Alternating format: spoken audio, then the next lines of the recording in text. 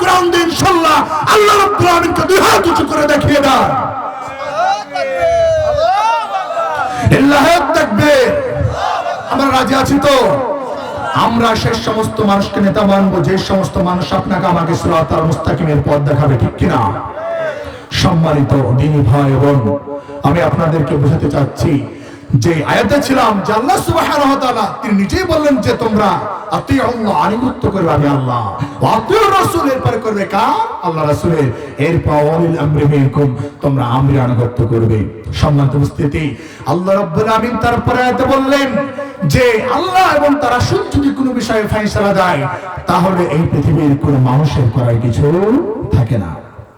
সম্মানিত দিনী ভাই বোন, আমি আপনাদেরকে বলতে চাচ্ছি এই পৃথিবীতে কেউ চিরকাল বাঁচতে পারবেন না। কাল কিয়ামতের মাঠে সেই সময়তে আপনার কি অবস্থা হবে একবার ভেবে দেখেন।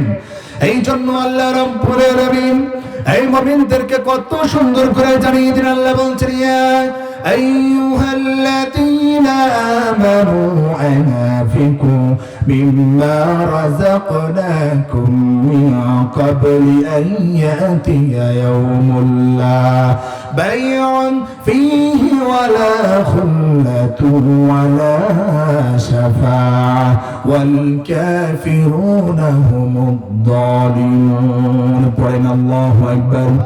আল্লাহ রাব্বুল আমিন তিনি এই পৃথিবীর মুমিনদেরকে এত সুন্দর করে এত পরিষ্কার করে জানিয়ে দিলেন। আল্লাহ রাব্বুল আমিন বলতেছেন, ইয়া আইয়ুহাল্লাযীনা আমানু, রাব্বুল আমিন এই আয়াতের মাঝে যেই ব্যক্তি আল্লাহর উপর ঈমান এনেছে আল্লাহ রাব্বুল আমিন ওই ব্যক্তিকে ডাকলেন।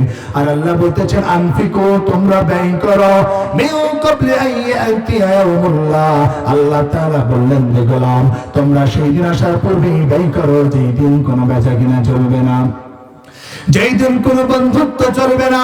এরপরে আল্লাহ রাব্বুল আলামিন এই পৃথিবীর মানুষকে ডেকে ডাক দিয়ে বলে, রে গোলাম তোমরা সেই দিন আসার পূর্বে ব্যয় করো যেই দিন তোমরা তোমাদের বন্ধুত্ব কাজে লাগবে না। কাল কিয়ামতের মাঠে আমাদের বন্ধুত্ব কাজে লাগবে না। কেমন কাজে লাগবে না? এই যে আজকে পৃথিবীতে একটু ছোট্ট উদাহরণ, আপনি আমি যদি বিপদে পড়ি তাহলে আপনার আমার বন্ধু অনেক অর্থশালী লোক, ক্ষমতা রয়েছে, আপনাকে ওই বিপদ থেকে কি করবেন? উদ্ধার করবেন। কিন্তু কাল কিয়ামতের মাঠে আপনার কোন নেতা, আপনার কোন বন্ধু আপনাকে উদ্ধার করবেন? এই কথা কি আপনি ভেবেছেন? আপনি ভাবেন নাই।